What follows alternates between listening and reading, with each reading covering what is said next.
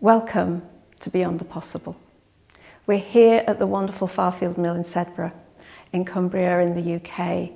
And it's 2 years ago since Joe Mowbray invited us at Artybird to put this exhibition on, to take over both the galleries. And it was just a wonderful, wonderful opportunity that we've been given. So thank you, Joe.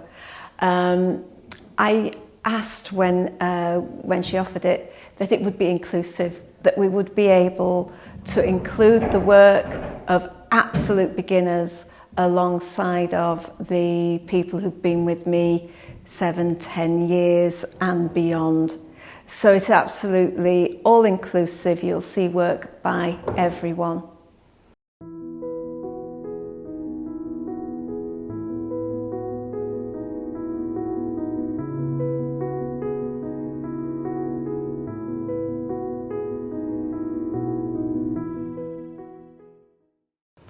It's a really fantastic thing to exhibit because it completes the piece of work. We make the work, we make it from ourselves, but we make it to connect with other people. So it is just really, really wonderful opportunity to be able to put the work up here and to be able to connect with all of you and everybody who's coming here to the exhibition. So in this tour, we want to show you just little snippets. We can't show you everything. So please, if you can, come down and see it for yourselves. But we want to give you a taster and maybe just talk about some of the things that students have done and that we've done with students. So it's a really wonderful opportunity to be able to do this with you. So let's go.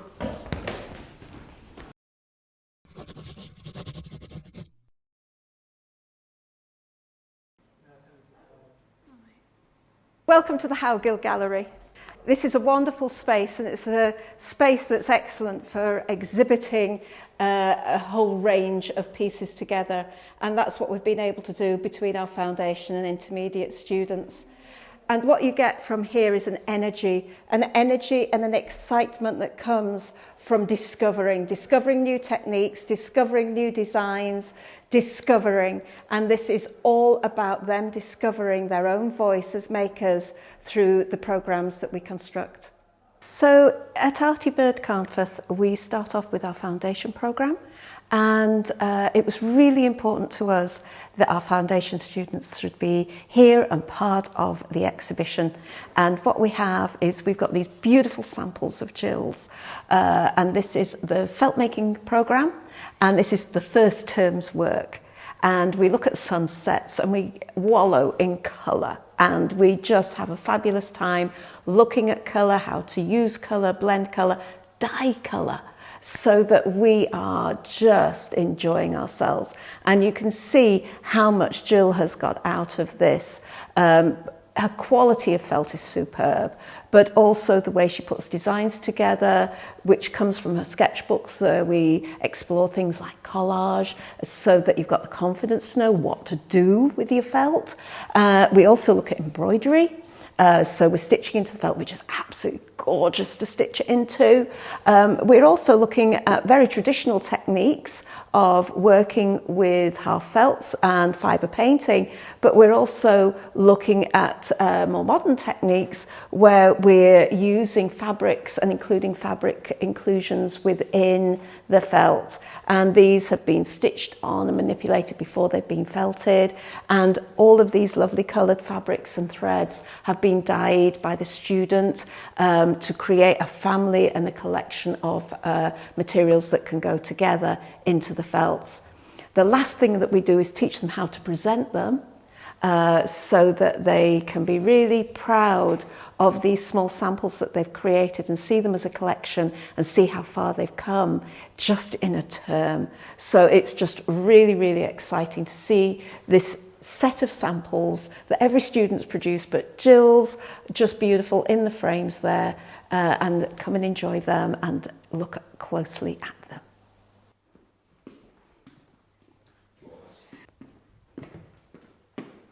So I've brought you over to our other wall of sunsets, and I want to really focus on Jocelyn's embroidered pieces, which are just so beautiful, and taken from the same set of collages, same exercises, but taken into embroidery. And again, you can see this beautiful way that we dye, and this family of colours that are put together, combining colours and getting them so that they mix and go lighter, to teach how a collection of colours come together and give a harmony to a piece.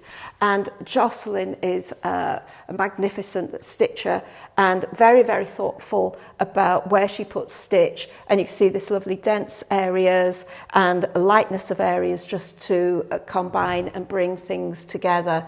We both attended the Dovecot and saw the May Morris exhibition independently, and May Morris stitching was something that has inspired us both. So yes, this celebration of stitch and using stitch as mark making, developing lines and rhythms within, but also areas, just stunningly beautiful work. So we're moving to our second wall of foundation work, and this is the second term that we do, and we focus on Leonardo da Vinci, and we focus on one of his drawings, Deluge. And the Queen owns this, and there's actually a series of 9 of them.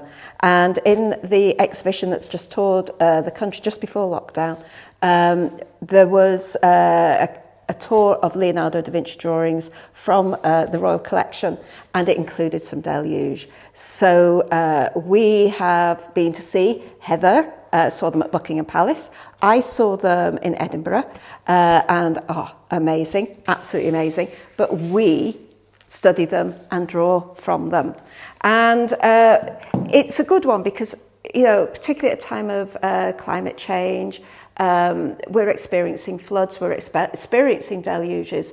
My mother-in-law was flooded in the Tewkesbury floods. My friend was flooded in the Cockermouth floods, and experiencing the length of time that they were displaced. My mother-in-law actually died before she moved back in again, not because of the floods, but she didn't see beyond that. So it's something that really does touch my life, and it's a story I can tell, but also that students can share with me. So it's really interesting.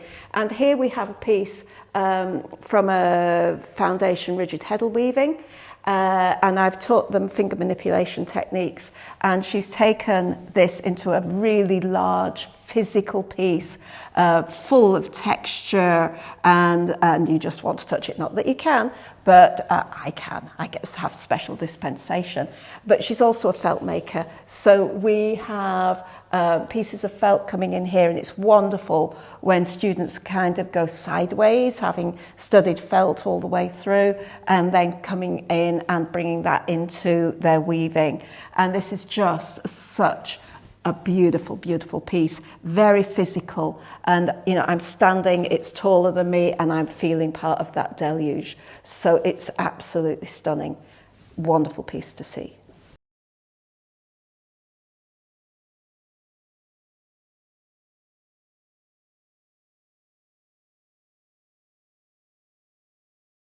So we're moving from the really large-scale piece of Heather's, it's really physical, to a small response in this tapestry by Teresa. But there's still that energy and flow of the rain, the wind, things moving. And she's captured that in the materials that she's used, but also in the minutiae of detail, just in the colour mixing and the colour bundling, and the textures that she's used in the threads to get that sense of movement. And there's just really, really subtle colour differences picked up from the ink and bleach drawings that we do, from the charcoal that we do, that kind of comes into this. But what I love about this is the physicality of it, and also how, by presenting it in the way that we have, that this small tapestry tapestry weaving takes forever, so this is, you know, months of work. But to take that and to put it into this expanse, and we spent a lot of time finding this background fabric that it would work with, and then being able to move it and add these extra movement in. And it would have been really, really tempting to have put this in the middle, but by placing it where we have, it shows and that tumbling of the rocks that Leonardo is depicting in his drawings. And his drawings are that big, okay? So these responses are already enlarging that way beyond what he envisaged. So absolutely beautiful responses to this wall of deluge.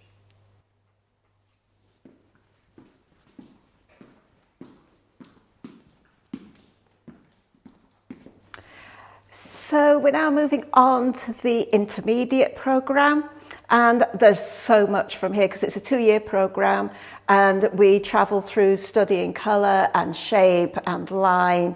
And I wanted to focus on this moment in the intermediate programme where we've studied line, and we move into what's called 3 experimental pieces.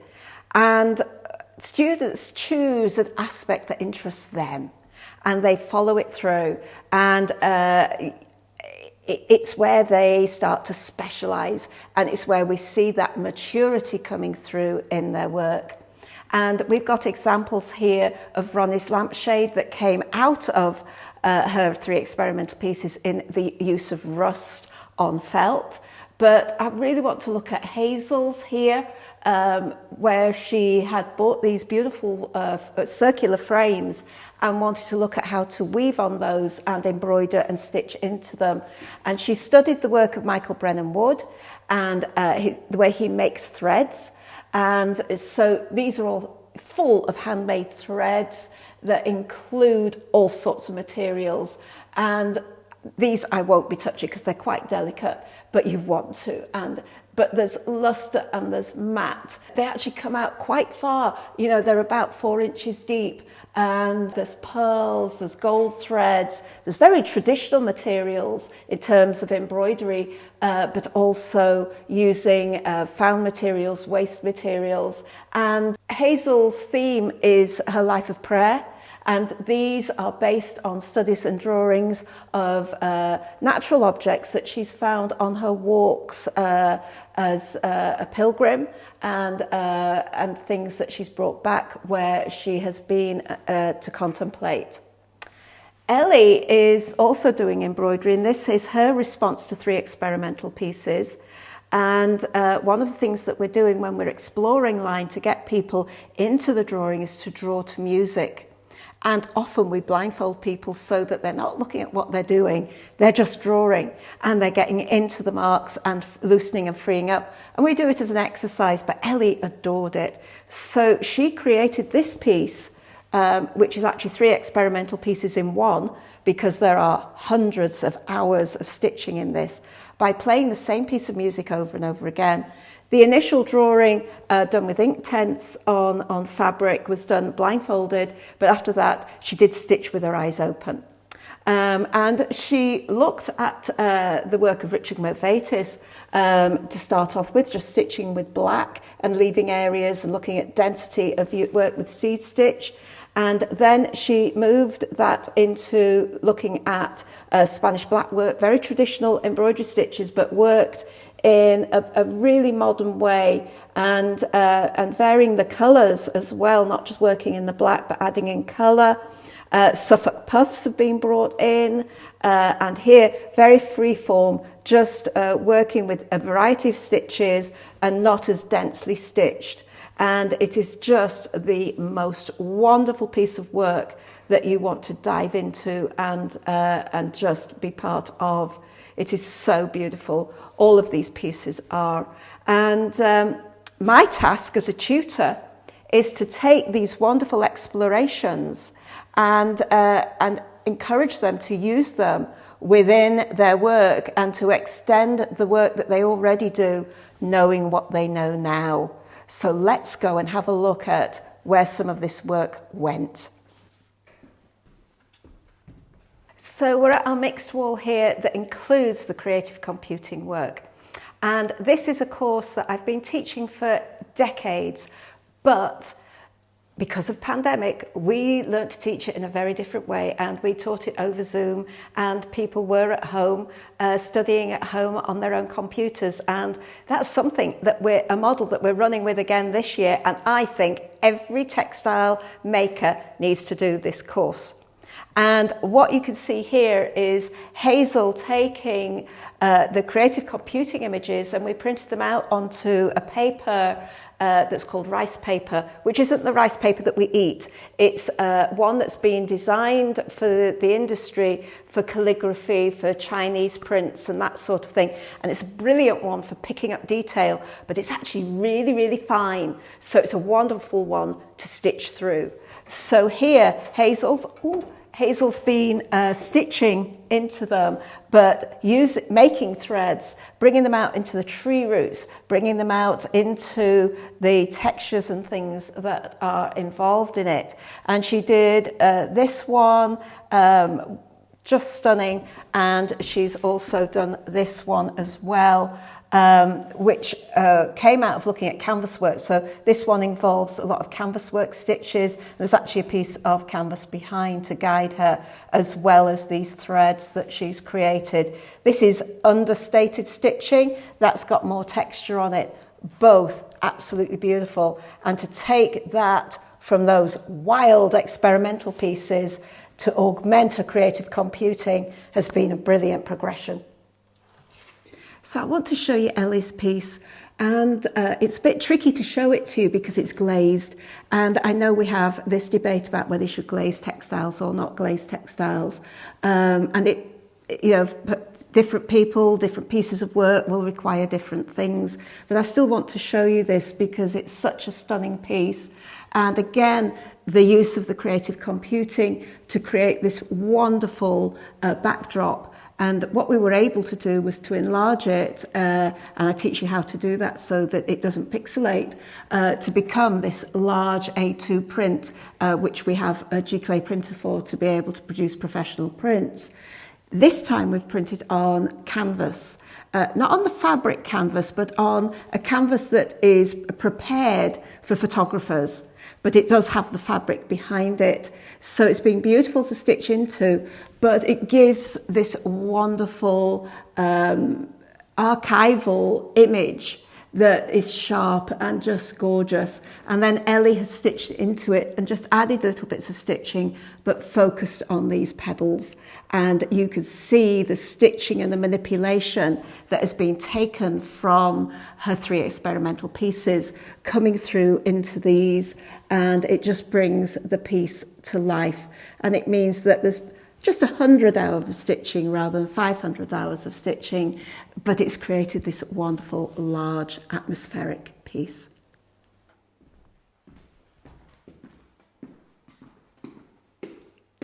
So as part of our exhibition here, we have our vessels.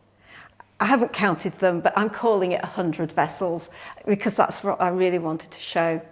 And vessels are something that are fantastic to do in felt. Felt reacts very similarly to ceramics in that, you start off with something very, very soft and you form something very, very hard that keeps its shape.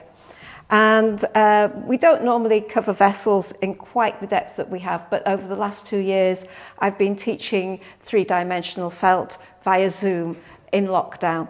And normally we do hats, we do shoes, but the shoe lasts, the hat blocks are all at the centre. So I had to specialise in vessels and use things that people could use at home. We do start off with our foundation, and we introduce resists through a vessel on a wine bottle. These are the other tutor, Kate, her samples, and just to keep it interesting, because she's taught it over many, many years, she uses a different size bottle every year, and they're actually kind of Russian doll vessels, and they stack inside each other, and students now bring in miniature vessel bottles and huge bottles as they vacate, just so that Kate can extend this. So we then move on into the intermediates and their explorations with vessels. And what I did, because we were in lockdown, and I set a design brief and they have to respond to that brief.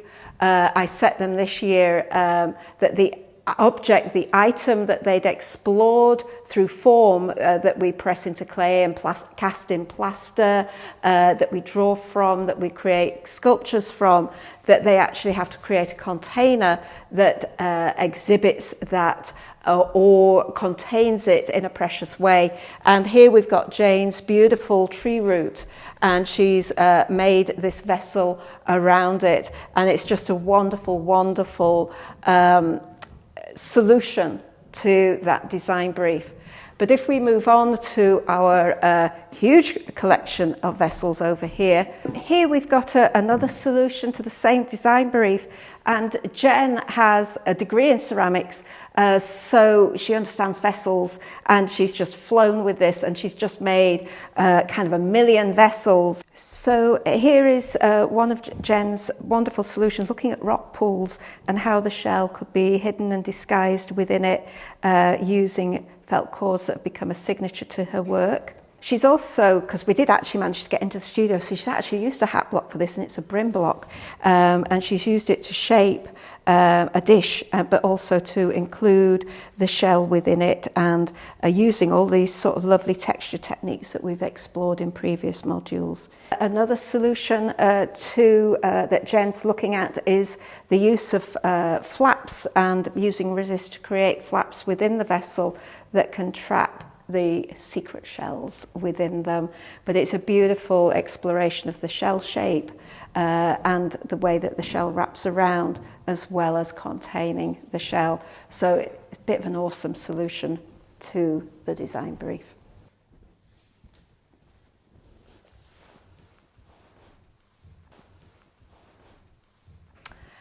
So this is one of our advanced students, Hilary. She's specialised in vessels for 2 years and exploring how nature takes back, how nature just takes over these beautiful, beautiful kind of vessels. So it's a bit like Pirates of the Caribbean and being in Davy Jones's locker and seeing these under the sea. They are quite awesome, and these are her samples where she's playing with techniques in order to be able to work out how to do the ideas that she has. And then this showstopper. I mean, it is absolutely beautiful, and we're all in awe of it. We want to tell stories. It's something that you sit with and you just want to engage with the story of it and go inside it. She's got grandchildren, so this is going to become that storytelling vessel when it gets back to her home. It's going to be stuffed so that she can put her feet up on it, but that the kids can play and make things that can become part of it, and just become part of our storytelling culture. It's such a beautiful piece. It's stunning.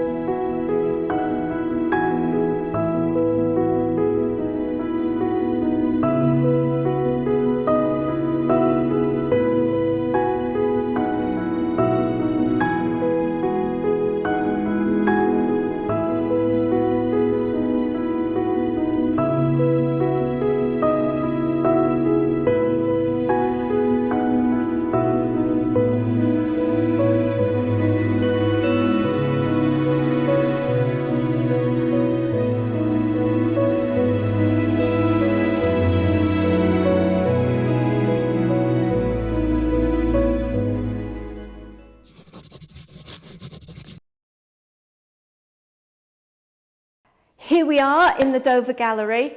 A different feel to the work in here, mainly advanced work in here.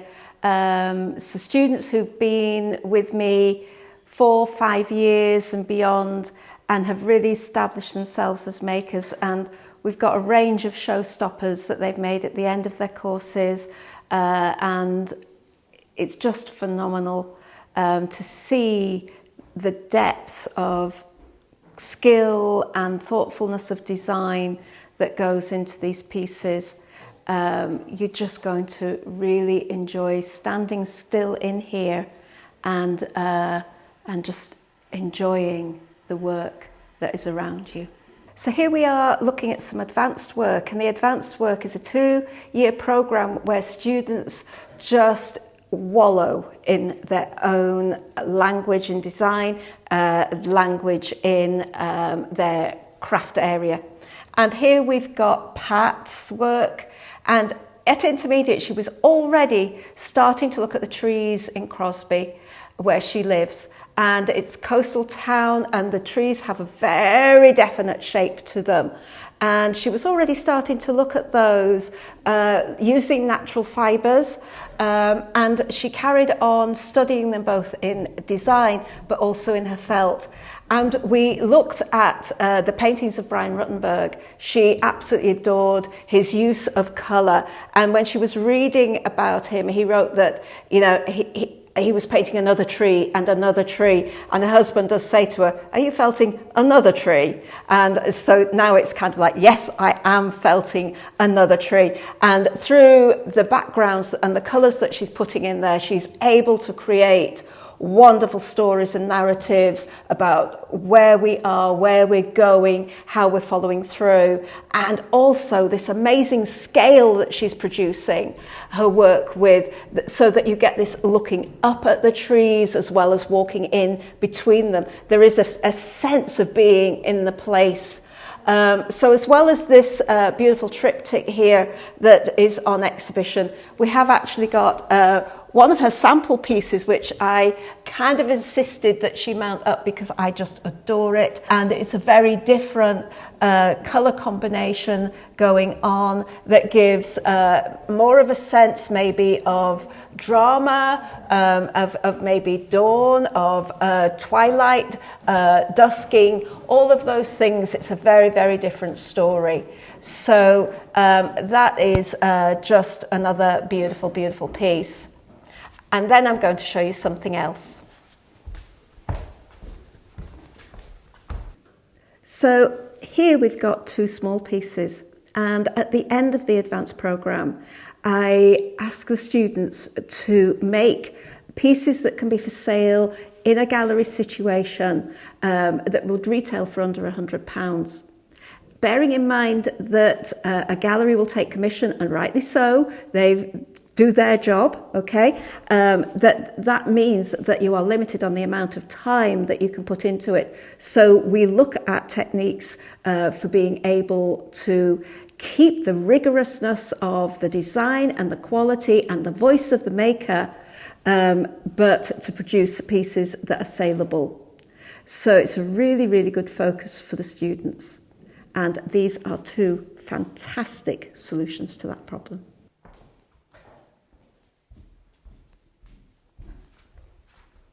So we have this beautiful, beautiful hanging by Claire Nina. And Claire Nina is a student in Italy. She's been working with me for 2 years on the advanced program, and she does it in real time via Zoom, and she joins in all the sessions with all the students, both in the studio and around the world. And she came to me already as an established weaver. She's been weaving since she was a child, helping her mother. But it had been fallow for a wee while. So she wanted to design and make pieces that were unique to her. She hadn't done any design, but she had phenomenal weaving skills. So I worked with her to develop her design skills, and she used a peacock as her inspiration. And gradually we came to work together learning to use iWeave-It, a weaving program, in order to develop the structures that could move between the different aspects of the feather. Quite often weavers will focus on either materials or on structure, and what Claire Nina's done is bring the two together. So she's got this incredible structure running through the piece, but then she has played with the materials and selected rags, dyed rags, and really painting with the weft as it goes in to create these colour combinations. Dyeing wasn't something that she was au fait with when we started, but I brought the weavers back into the studio again after the last lockdown by dyeing warps, and we dyed 3 warps in 2 days in order to explore those together and have a bit of fun. So she joined us in that class via Zoom in Italy, because I knew that it would support her work, and some of her dyed warps are now in here.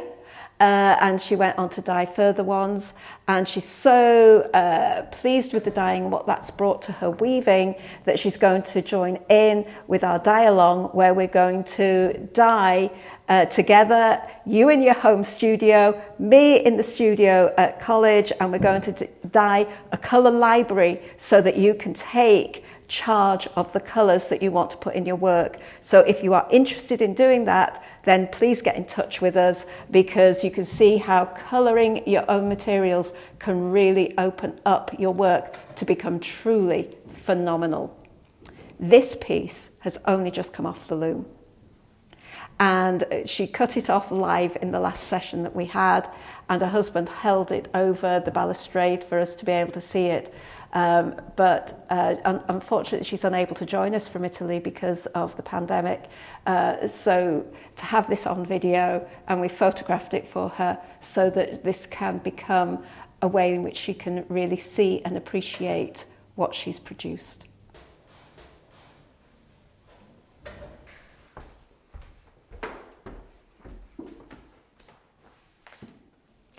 There are 2 tutors at Artybird, and we're both called Kate. And this is the other Kate, Kate Ryan, and this is her wall. And Kate has been a student with me for many, many years, and now is a colleague.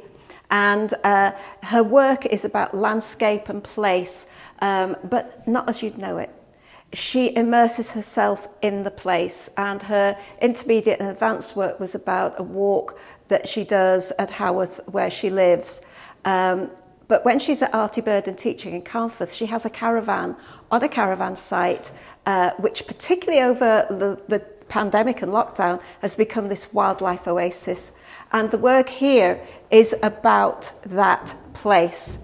And it's the view from her caravan, it's the walking around the pond, and it's exploring it. And she takes these incredible photographs. I know a lot of people who take really good photographs, but Kate's actually really moved me. There are just such beautiful, beautiful details, and the way she captures light and texture and ripples and movement within the photograph she takes are amazing. These pieces here, the fabric actually started off in the environment. They were tied to trees and tied around posts and left there for months in order to pick up the colour that is in that the nature will give to it, and the patterns. The threads that she's used, she's dyed using the materials that she's gleaned and gathered from the site, and she's put the colour in. And then she's also here got some beautiful, beautiful scarves.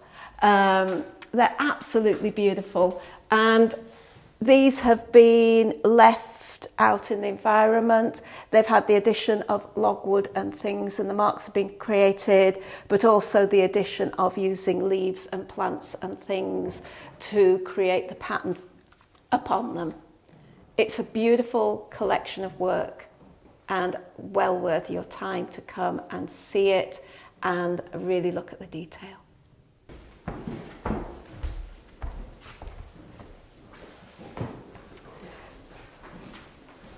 Right, so here is some of my own work, and this is a series of pieces called Never Spilling a Drop.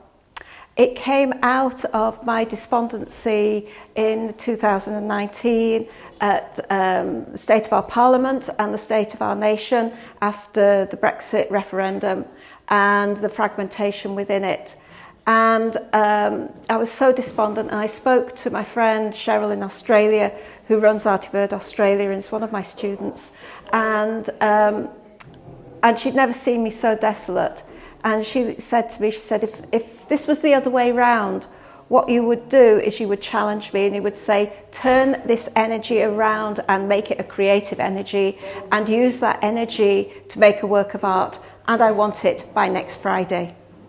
So I rose to the occasion, and I had some drawings of water, and I'd been just doing these small studies of water, and I realised I wasn't drawing the water. What I was actually drawing was the pebbles in the water and the container that was holding the water and things that I floated on the water. So the drawings themselves were about the environment and the things that form us. And in Buddhism, and I practice Buddhism, we talk about water as an analogy of each drop being an individual, but a collective makes a puddle, makes an ocean, and has a humongous power in huge waves that can change and shift and flow.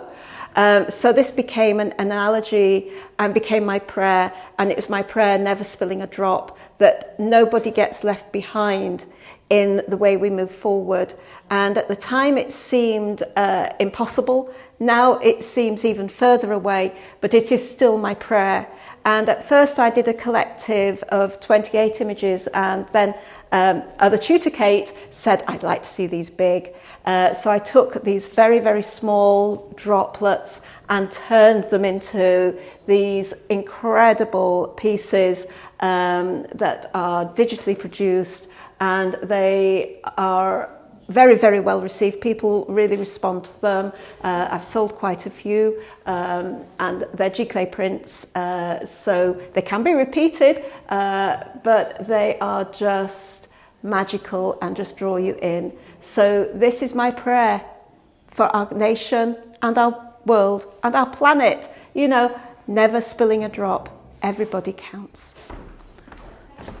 So I've brought you over to see this piece here, which is the partner piece to Never Spilling a Drop. And that's because my friend Cheryl in Australia, seeing how desolate I was, she actually made this piece in response to my emotional state.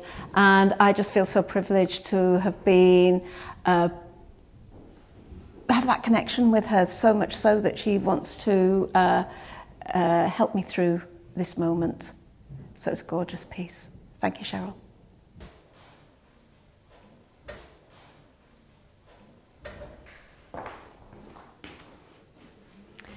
This is a series of pieces of work called Looking Down. And in 2015, I was really fortunate to be able to go and join Cheryl in Australia to look at her work, assess it, but also to open up Artybird Australia so she could deliver the courses that I've written in her studio setting on her beautiful small holding in Australia, south of Melbourne. And as part of the trip, we went to Melbourne Gallery, and I wanted to go and see art by Indigenous artists. And I sat in the gallery drawing for 2-3 hours, but also one of the things that struck me, although the artwork is on the wall, it's actually intended to be seen horizontally on the floor. And this really touched my life because I spend a lot of time looking down. I have ME, and part of that affects my balance. So when I'm walking, I am looking down. So this is all about me looking down. The first pieces here are, I call a series called Trapped, and it was actually pebbles trapped in ice outside the Artybird studio in Carnforth.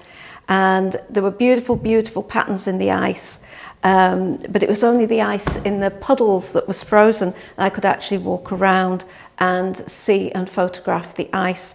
And for me that was liberating, because normally when it's icy I am trapped indoors. So I produced and worked on a series of pieces, and it was wonderful to actually be able to discuss this with other people and find that they have the same experience with invisible disabilities as well as visible disabilities.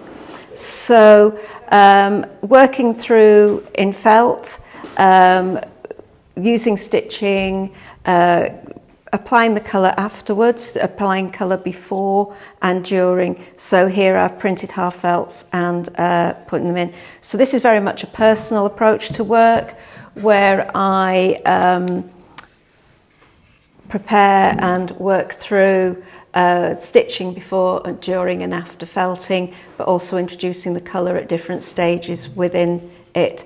And the Creative Textiles programme that we run looks at these sort of approaches to work.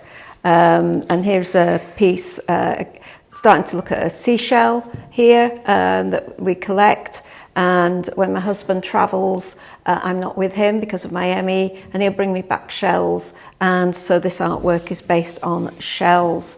And there are some pieces also looking down where I am presenting pieces, little shells and things within the artwork, so that you're looking down to be able to see them. When I first started this process, one of the things I found tricky, because I was kind of trained in our cultural viewpoint of looking up, it was sort of, right, how do I take that language of stripes, of straight lines, which are horizon lines and trees, and actually look at those and create looking down. So this little series of tapestries has been created to look down on them, like rugs sort of thing, so that, you know, it's a different way of looking at what we're doing. And here I have a piece of cloth that I have woven, that the warp was tie-dyed, it was bound, and then dip-dyed in indigo. It's then been woven with a beautiful, beautiful structure that is actually a very old structure that was used for bed ticking and pillowcases in the old days, a very firm structure, but it's created these ice patterns that are very similar to what I was seeing over the top of the pebbles that were trapped. So it's kind of become this line that is linking the pebbles that I have purloined from outside of Artybird that would have been trapped in the ice, and then shells that have been gifted to me, and driftwood that my friend collected on her shore for me to resonate with the straight lines that I see in my tapestries.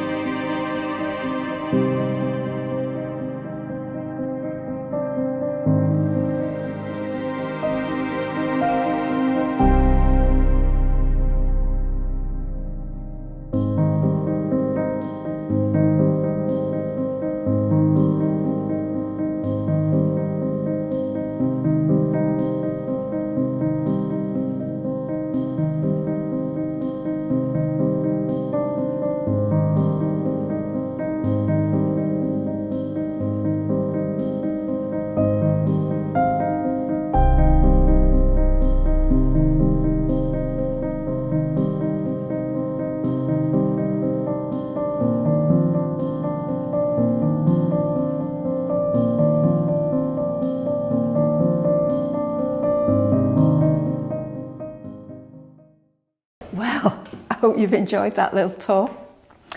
And I just want to conclude by saying a lot of thank yous and letting you know a little bit about what went on behind the scenes.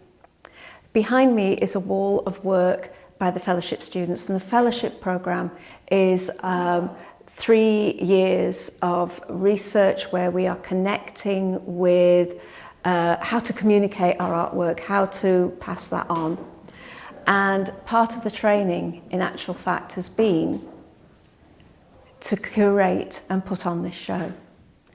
And so the students have been planning and working towards this for 2 years, and it seemed like an easy ask right at the beginning, but then we had a pandemic and we've had to find different ways of being able to put this on. So they came up with the theme of it being about the story of Artybird, rather than giving a theme and making work towards that theme, but to actually showcase Artybird and the work that we did.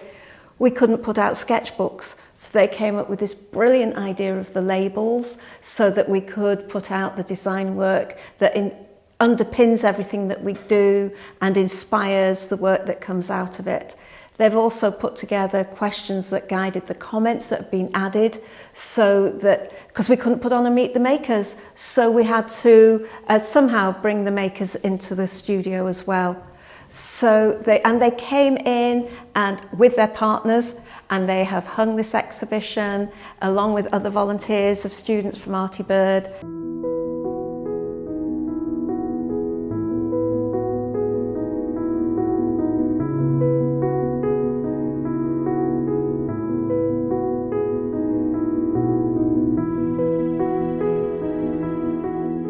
So thank you to the fellowship, thank you to the volunteers from Artybird. A big shout out to Kate Ryan and to Alison, my staff and colleagues at Artybird who have worked tirelessly to bring this together, and to the staff here at Farfield who made us very, very welcome and very, very safe. And we've been able to put this exhibition on for you. So this is the beginning, not the end, because as you can see there are posters there. Next year, this time next year, the fellowship will be here to put on their graduation show in the Howgill Gallery, and they're already planning and seeing how much work is involved and how to actually design a body of work that hangs together as opposed to individual pieces. So that is going to be a phenomenal exhibition. And then in 3 years we're doing this all again, because it's great, but also so that the next fellowship can have the training that this year's fellowship has had. So we look forward to seeing you into the future.